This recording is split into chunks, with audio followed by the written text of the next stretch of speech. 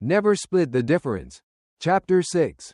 Reality. One Monday morning in Hades, capital Port-au-Prince, a call came into the FBI office from the nephew of a prominent Haitian political figure. He spoke so fast he had to repeat his story 3 times before I understood, but finally I got the basics.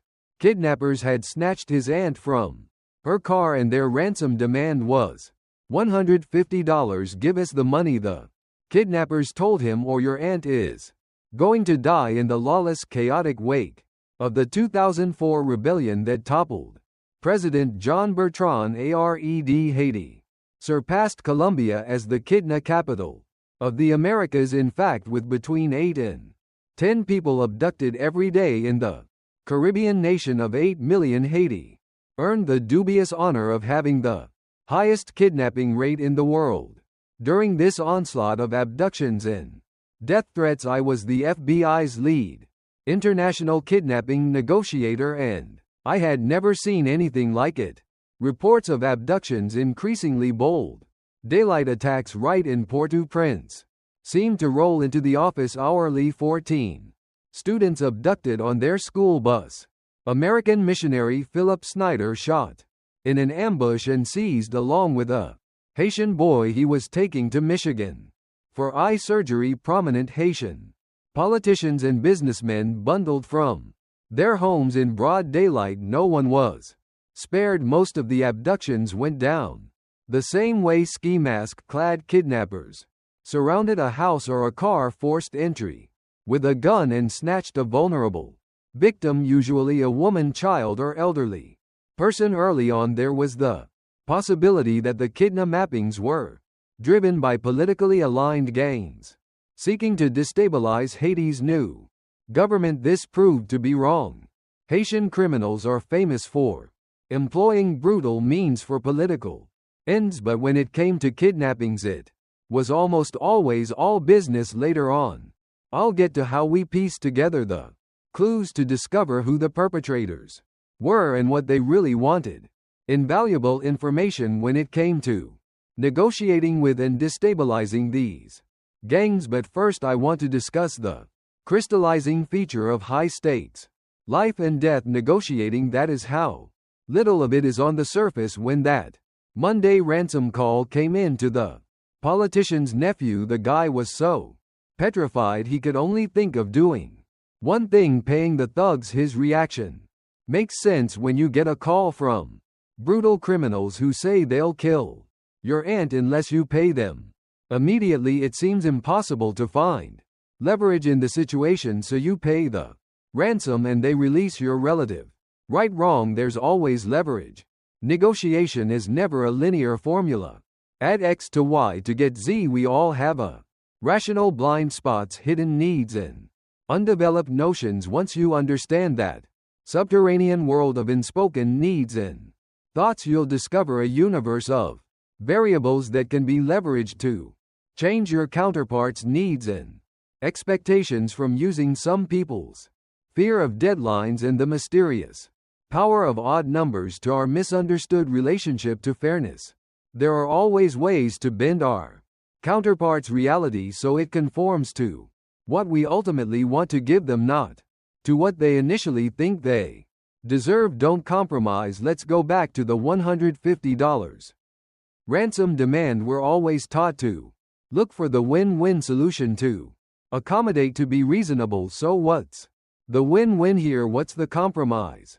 The traditional negotiating logic that's drilled into us from an early age, the kind that exalts compromises, says let's just split the difference and offer them $75, then everyone's happy. No, just simply no. The win-win mindset pushed by so many negotiation experts is usually ineffective and often disastrous at best.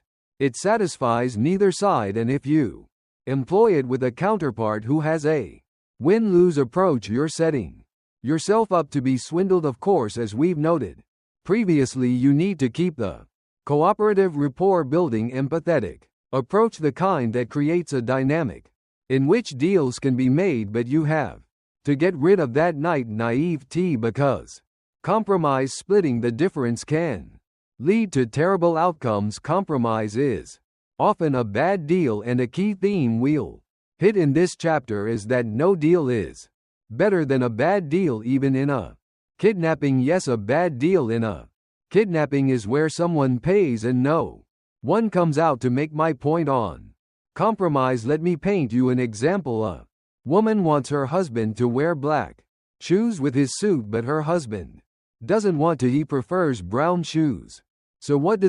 They compromise. They meet halfway, and you guessed it, he wears one black and one brown shoe. Is this the best outcome? No, in fact, that's the worst possible outcome. Either of the two other outcomes, black or brown, would be better than the compromise. Next time you want to compromise, remind yourself of those mismatched shoes. So why are we so infatuated with the notion of compromise? If it often leads to poor results, the real problem with compromise is that it has come to be known as this great concept in relationships, in politics, and everything else. Compromise, we are told quite simply, is a sacred moral good. Think back to the ransom demand. Fair is no ransom, and what the nephew wants is to pay nothing. So why is he going to offer $75, much less $150 for the ransom? There is no validity in the $150 request. With any compromise, the nephew ends up with a bizarrely bad result. I'm here to call on compromise right now. We don't compromise because it's right. We compromise because it is easy and because it saves face. We compromise in order to say that at least we got half the pie distilled to its essence. We compromise to be safe. Most people in a negotiation are driven by fear or by the desire to avoid pain. Too few are driven by their actual goals, so don't settle. And here's a simple rule: never split the difference. Creative solutions are almost always preceded by some degree of risk, annoyance, confusion, and conflict. Accommodation and compromise produce none of that. You've got to embrace the hard stuff. That's where the great deals are, and that's what great negotiators do. Deadlines make time your ally. Time is one of the most crucial variables in any negotiation. The simple passing of time and its sharper cousin, the deadline, are the screw that pressures every deal to a conclusion. Whether your deadline is real and absolute or merely a line in the sand, it can trick you into believing that doing a deal now is more important than getting a good deal. Deadlines regularly make people say and do impulsive things that are against their best interests, because we all have a natural tendency to rush as a deadline approaches. What good negotiators do is force themselves to resist this urge and take advantage of it in others. It's not so easy. Ask yourself, what is it about a deadline that causes pressure and anxiety? The answer is consequences. The perception of the loss we'll incur in the future. The deal is off our minds, screams at us in some imaginary future scenario. Should no resolution be achieved by a certain point in time, when you allow the variable of time to trigger such thinking, you have taken yourself hostage, creating an environment of reactive behaviors and poor choices where your counterpart can now kick back and let an imaginary deadline and your reaction to it do all the work for him. Yes, I use the word imaginary. In all the years I've been doing work in the private sector, I've made it a point to ask nearly every entrepreneur and executive I've worked with whether over the course of their entire careers they have ever been a witness to or a party of a negotiation in which a missed deadline had negative repercussions among hundreds of such clients. There's one single solitary gentleman who gave the question serious consideration and responded affirmatively. Deadlines are often arbitrary, almost always flexible, and hardly ever trigger the consequences we think or are told they will. Deadlines are the boogeyman of negotiation, almost exclusively self-inflicted figments of our imagination, unnecessarily unsettling. As for no good reason, the mantra we coach our clients on is no deal is better than a bad deal. If that mantra can truly be internalized and clients begin to believe they've got all the time they need to conduct the negotiation right. Their patience becomes a formidable weapon. A few weeks after the Haitian kidnapping boom began, we started to notice two patterns. First, Mondays seemed to be especially busy, as if the kidnappers had a particularly strong work ethic and wanted to get a jump on the weekend. Second, the thugs grew increasingly eager to get paid as the weekend approached. At first, this didn't make any sense, but by listening closely to the kidnappers and debriefing the hostages we rescued, we discovered something that should have been obvious. These crimes weren't politically motivated at all. Instead, these guys were garden variety thugs who wanted to get paid by Friday so they could party through the weekend. Once we understood the pattern and knew the kidnappers' self-imposed deadline, we had two key pieces of information that totally shifted the leverage to our side. First, if we let the pressure build by stalling the negotiations until Thursday or Friday, we could cut the best deal. And second, because you didn't need anything close to $150 to have a good weekend in Haiti, offering a lot less would suffice. How close we were getting to their self-imposed deadline would be indicated by how specific the threats were that they issued: give us the money, or your aunt is going to die, as an early stage threat, as the time isn't specified. Increasing specificity on threats in any type of negotiations indicates getting closer to real consequences at a real specified time. To gauge the level of a particular threat, we'd pay attention to how many of the four questions: what, who, when, and how were addressed. When people issue threats, they consciously or subconsciously create ambiguities and loopholes they fully intend to exploit. As the loopholes started to close as the week progressed, and did so over and over again in similar ways with different kidnappings, the pattern emerged. With this information in hand, I came to expect the kidnappings to be orderly 4-day events. It didn't make the abductions any more pleasant for the victim, but it certainly made them more predictable and a whole lot cheaper for the families on the other end. It's not just with hostage negotiations that deadlines can play into your hands. Car dealers are prone to give you the best price near the end of the month when their transactions are assessed, and corporate salespeople work on a quarterly basis and are most vulnerable as the quarter comes to a close. Now, knowing how negotiators use their counterparts' deadlines to gain leverage would seem to suggest that it's best to keep your own deadlines secret. And that's the advice you'll get from most old-school negotiation experts in his best-selling 1980 book, You Can Negotiate Anything. One negotiation expert, Herb Cohen, tells the story of his first big business deal when his company sent him to Japan to negotiate with a supplier. When he arrived, his counterparts asked him how long he was staying, and Cohen said a week. For the next 7 days, his hosts proceeded to entertain him with parties, tours, and outings, everything but negotiation. In fact, Cohen's counterparts didn't start serious talks until he was about to leave, and the two sides hammered out the deal's final details in the car. To the airport, Cohen landed in the United States with the sinking feeling that he'd been played and that he had conceded too much under deadline pressure. Would he have told them his deadline in retrospect? No. Cohen says, because it gave them a tool he didn't have. They knew my deadline, but I didn't know theirs. That mentality is everywhere these days, seeing a simple rule to follow and assuming that a deadline is a strategic weakness. Most negotiators follow Cohen's advice and hide their drop-dead date. Allow me to let you in on a little secret. Cohen and the herd of negotiation experts who follow his lead are wrong. Deadlines cut both ways. Cohen may well have been nervous about what his boss would say if he left Japan without an agreement, but it's also true that Cohen's counterparts wouldn't have won if he'd left without a deal. That's the key. When the negotiation is over for one side, it's over for the Other two, in fact, Don Moore, a professor at the Hospital School of Business at the University of California, Berkeley, says that hiding a deadline actually puts the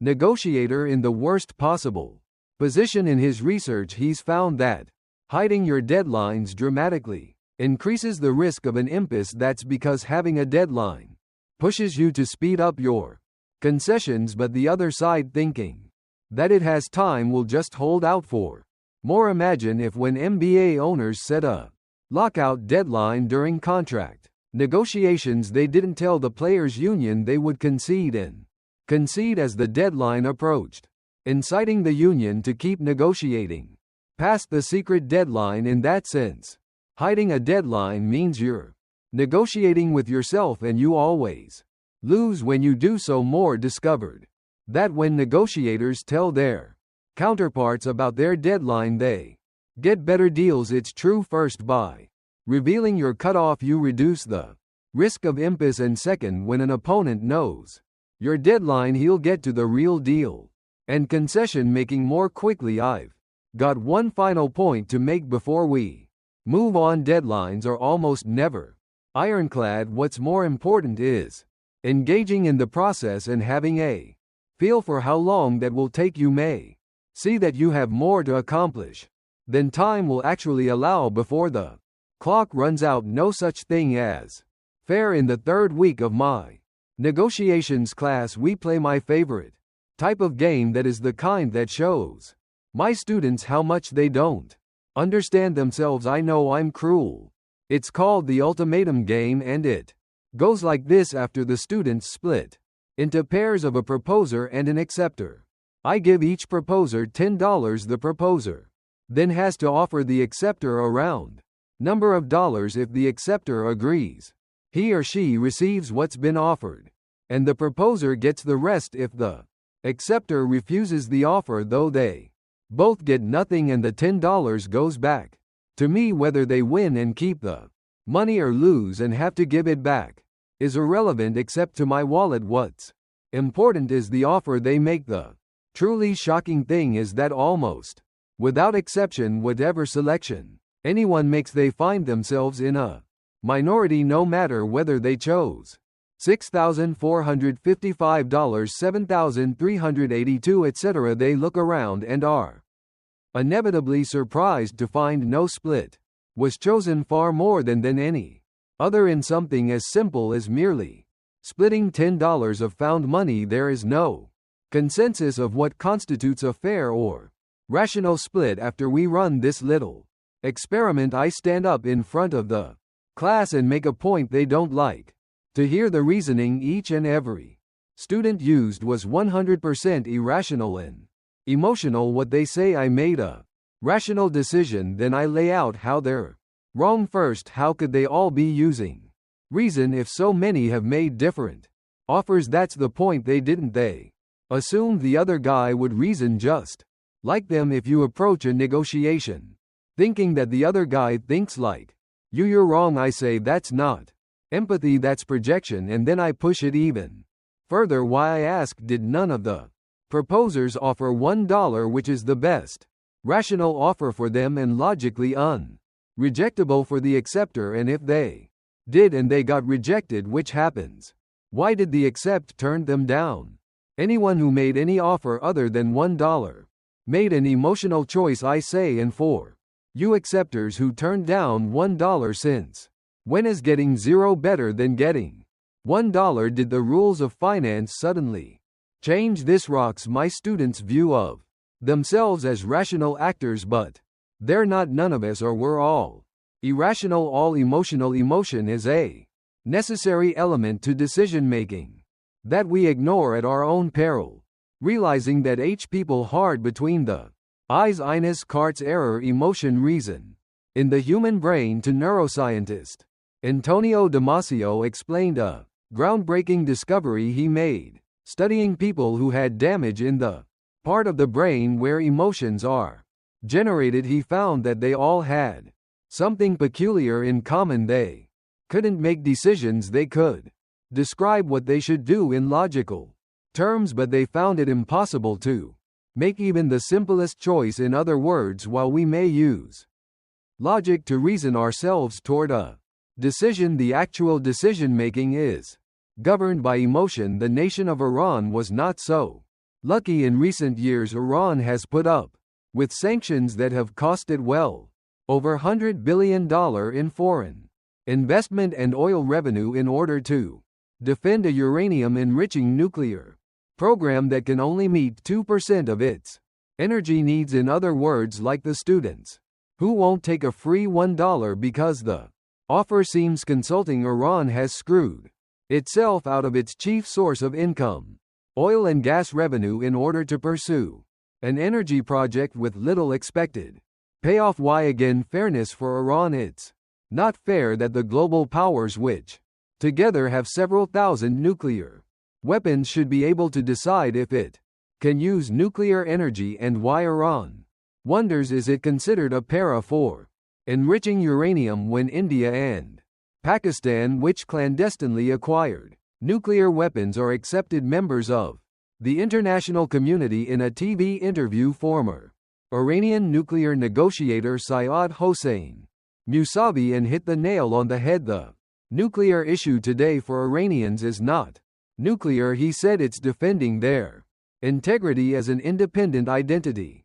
against the pressure of the rest. You may not trust Iran, but its moves are pretty clear evidence that rejecting perceived unfairness, even at substantial cost, is a powerful motivation once you understand what a messy, emotional, and destructive dynamic fairness can be. You can see why fair is a tremendously powerful word that you need to use with care. In fact, of the 3 ways that people drop this F-bomb, only one is positive. The most common use is a judo-like defensive move that destabilizes the other side. This manipulation usually takes the form of something like, "We just want what's fair."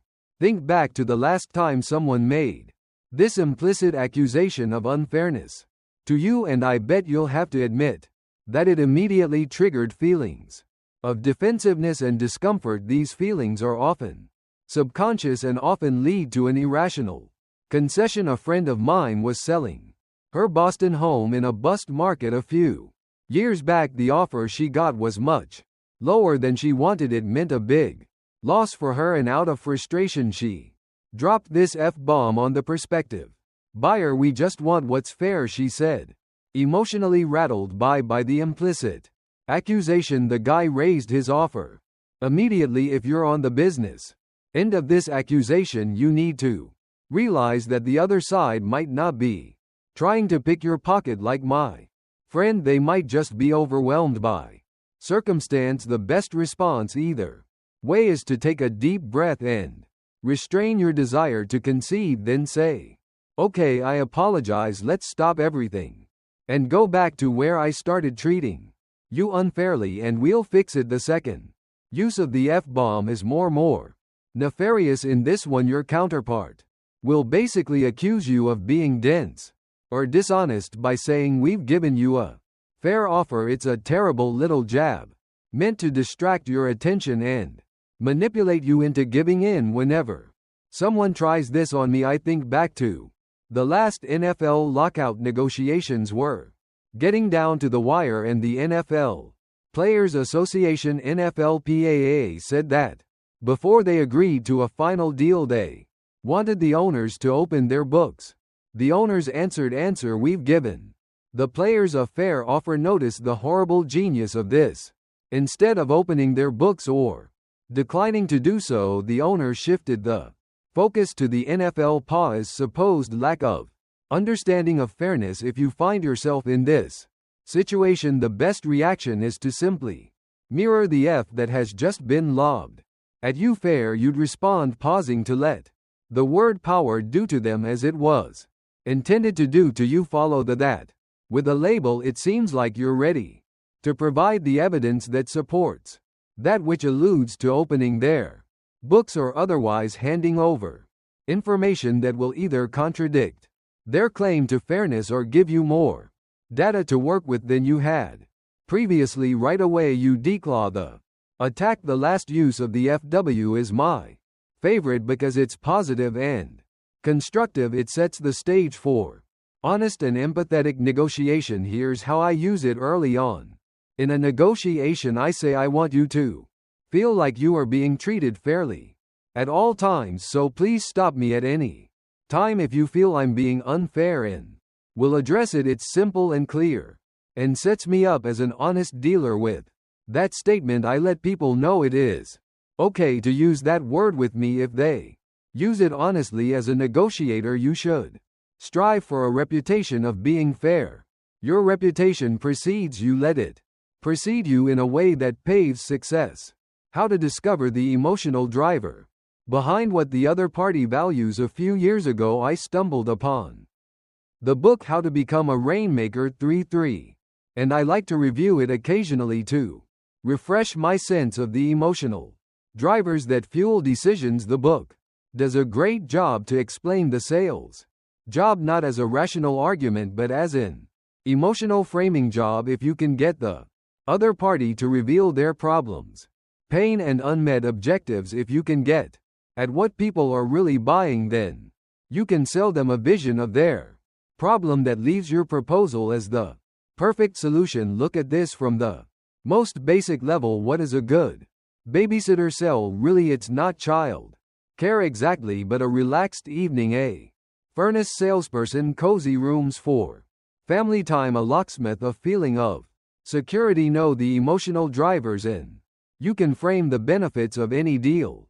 in language that will resonate. Bend their reality. Take the same person, change one or two variables, and $100. 100 can be a glorious victory or a vicious insult.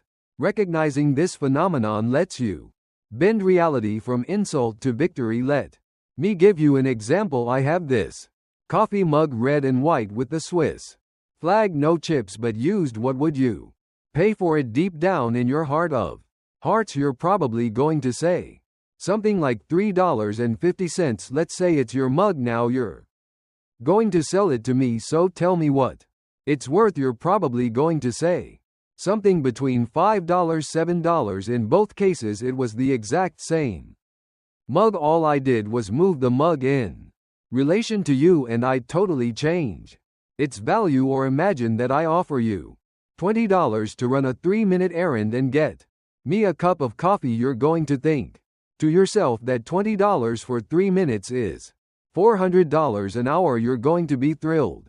What if then you find out that by getting you to run that errand, I made $1 million?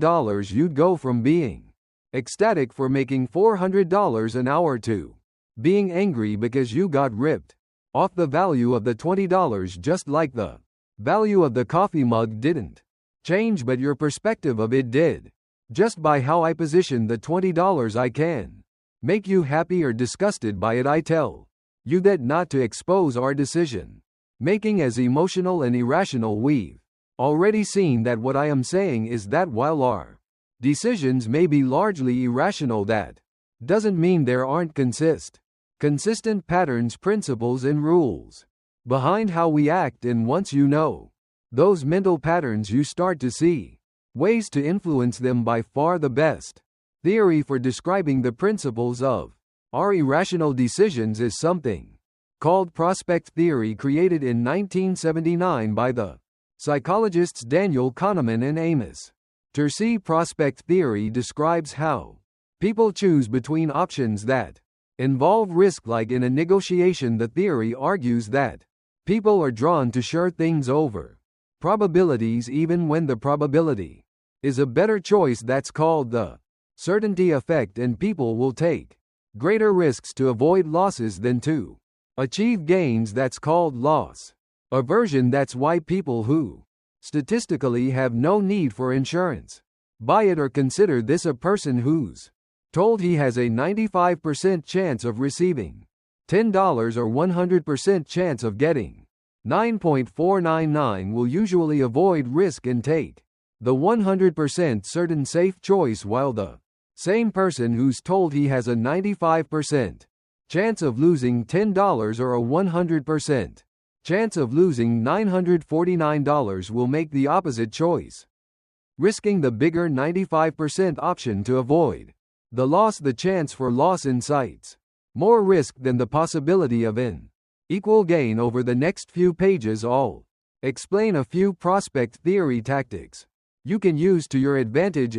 But first, let me leave you with a crucial lesson about loss aversion in a tough negotiation. It's not enough to show the other party that you can deliver the thing they want to get real leverage. You have to persuade them that they have something concrete to lose if the deal falls through. 1. Anchor their emotions to bend your counterparts' reality. You have to start with the basics of empathy, so start out with an accusation audit, acknowledging all of their fears by anchoring their emotions. In preparation for a loss, you inflame the other side's loss aversion so that they'll jump at the chance to avoid it. On my first consulting project after leaving the FBI, I received the honor to train the national hostage negotiation team for the United Arab Emirates. Unfortunately, the prestige of the assignment was tempered during the project by problems with the general contractor. I was a subcontractor. The problems became so bad that I was going to have to go back to the contractors I'd signed up, who normally got $2 a day, and tell them that for several months I could only offer $500. I knew exactly what they would do if I just told them straight out. They'd laugh me out of town, so I got each of them on the phone and hit them hard with an accusation audit. I got a lousy proposition for you, I said, and paused until each asked me to go on. By the time we get off the phone, you're going to think I'm a lousy businessman. You're going to think I can't budget or plan. You're going to think Chris Voss is a big talker. His first big project ever out of the FBI, he screws it up completely. He doesn't know how to run an operation, and he might even have lied to me. And then once I'd anchored their emotions in a minefield of low expectations, I played on their loss aversion. Still, I wanted to bring this opportunity to you before I took it to someone else, I said. Suddenly their call wasn't about being cut from $2 to $500, but how not to lose $500 to some other guy. Every single one of them took the deal. No counter offers, no complaints. Now, if I hadn't anchored their emotions low, their perception of $500 would have been totally different.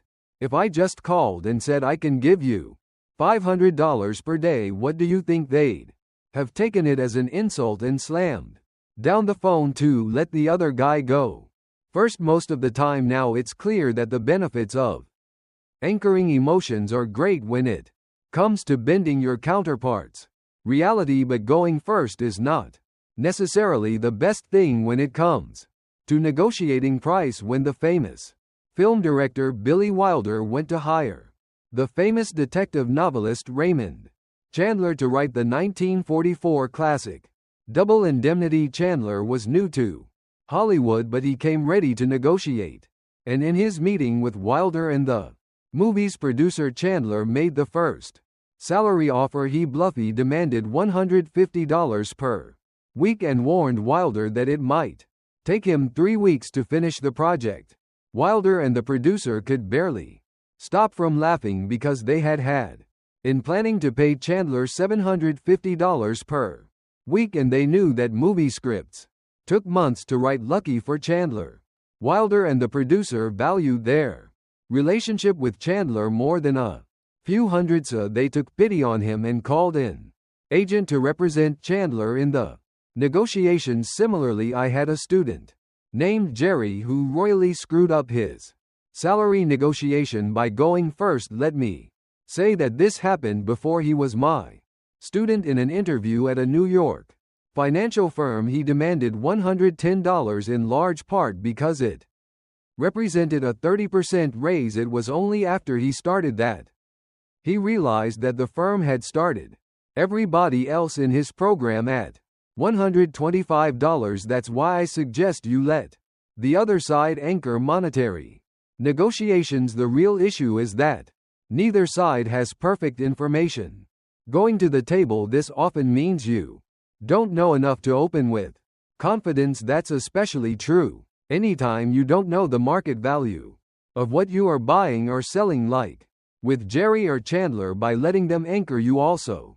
Might get lucky. I've experienced many negotiations when the other party's first offer was higher than the closing figure I had in mind. If I'd gone first, they would have agreed and I would have left with either the winner's curse or buyer's remorse, those gut-wrenching feelings that you've overpaid or undersold, that said you've got to be careful when you let the other guy anchor. You have to prepare yourself psychically to understand the first offer. If the other guy's a pro, a shark, he's going to go for extreme anchor in order to bend your reality. Then when they come back with a merely absurd offer, it will seem reasonable, just like an expensive $400 iPhone seems reasonable after they mark it down from a crazy $600. The tendency to be anchored by extreme numbers is a psychological quirk known as the anchor and adjustment effect. Researchers have discovered that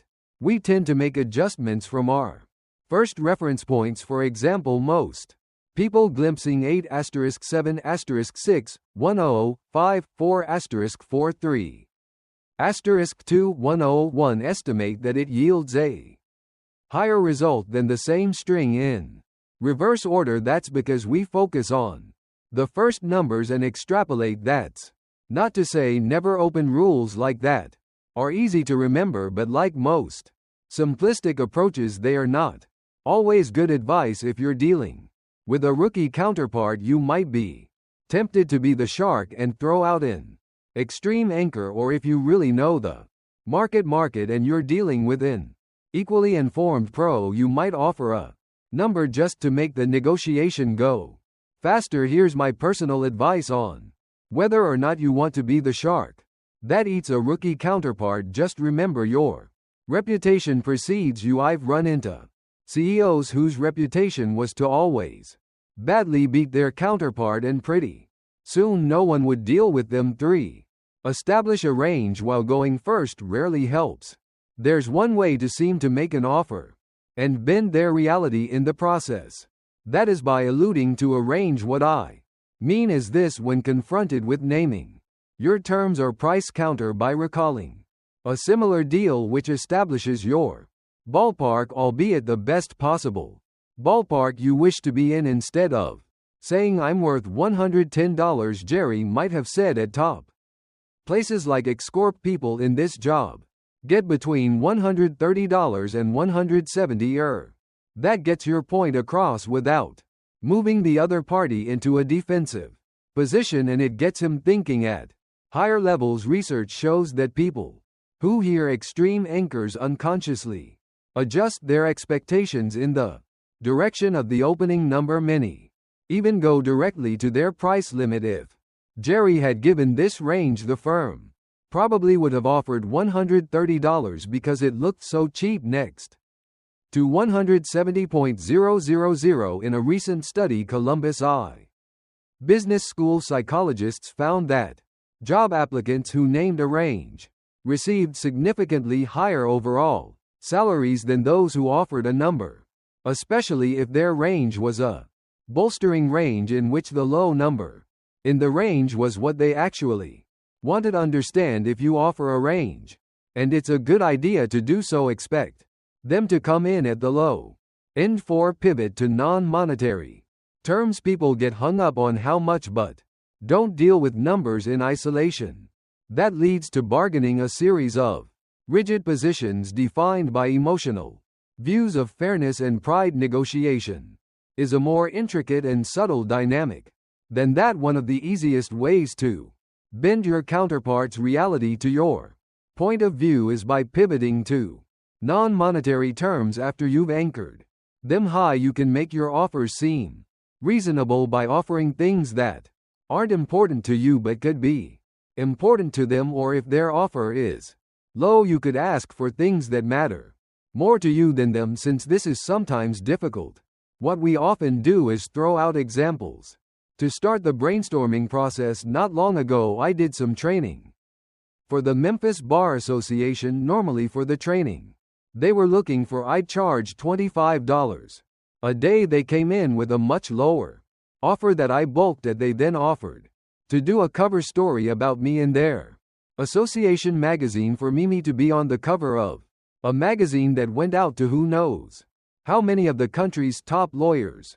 Was priceless advertising, plus my mom is really proud of it. They had to put something on the cover anyway, so it had zero cost to them, and I gave them a steep discount on my fee. I constantly use that as an example in my negotiations now. When I name a price, I want to stimulate my counterparts, brainstorming to see what valuable non-monetary gems they might have that are cheap to them but valuable to me. When you do talk numbers, use odd ones.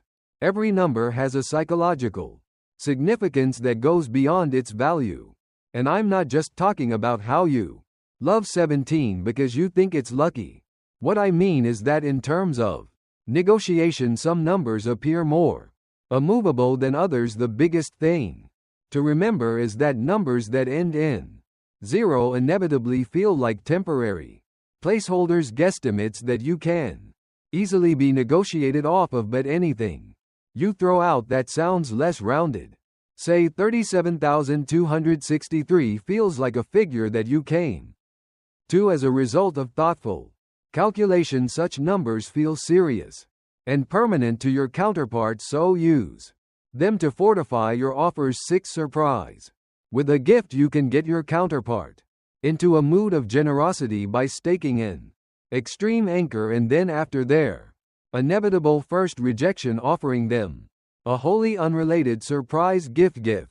Unexpected conciliatory gestures like this are hugely effective because they introduce a dynamic called reciprocity.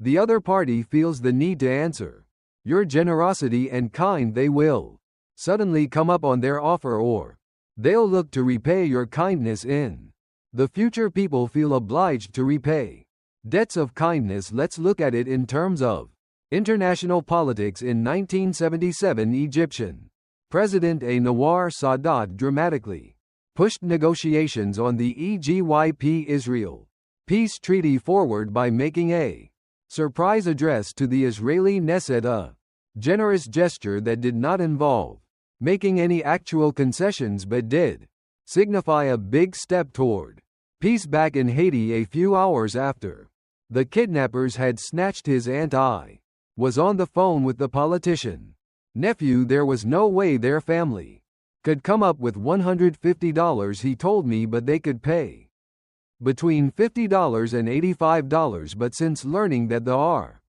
ransom was just party money, I was aiming much lower, $5. We were not going to compromise.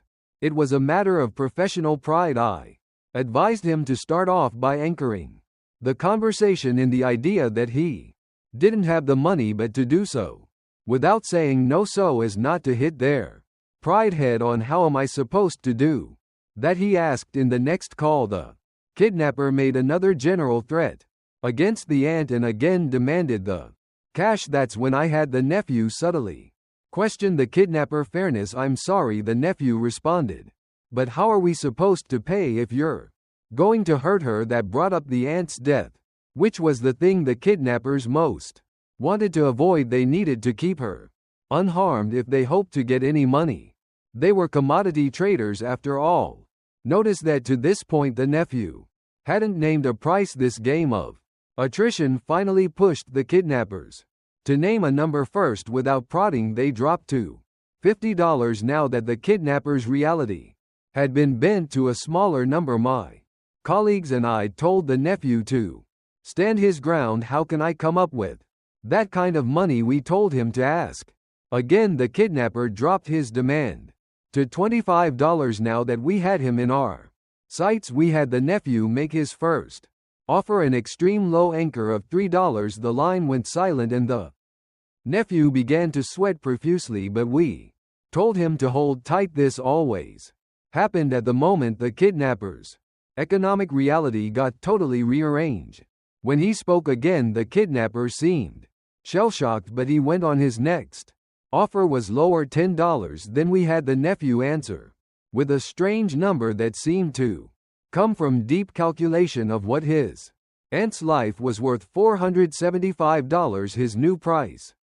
$7,500. In response, we had the cousin spontaneously say he'd throw in a new portable CD stereo and repeated the $475. The kidnappers, who didn't really want the CD stereo, felt there was no more money to be had, said yes. 6 hours later, the family paid that sum and the aunt came back home safely. How to negotiate a better salary. One of the critical factors in business school rankings is how well their graduates are compensated, so I tell every MBA Class 1 lecture that my first objective is to single-handedly raise the ranking of their school by teaching them how to negotiate a better salary. I break down the process into 3 parts that blend this chapter's dynamics in a way that not only brings you better money but convinces your boss to fight to get it for you. Be pleasantly persistent on non-salary terms. Pleasant persistence is a kind of emotional anchoring that creates empathy with the boss and builds the right psychological environment for constructive discussion.